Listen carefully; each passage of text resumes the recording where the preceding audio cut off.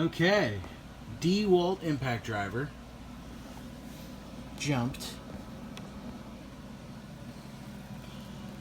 Hercules 20-volt battery. So it's an 18-volt dewalt, and I jumped it instead of using the adapter because the adapter has a proprietary chip in it.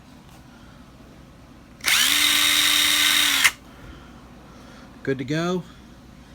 If you get one of these, take the chip out and directly jump from here to here with the positive and negative terminals in the top and in the bottom. Skip these two guys. You're good to go.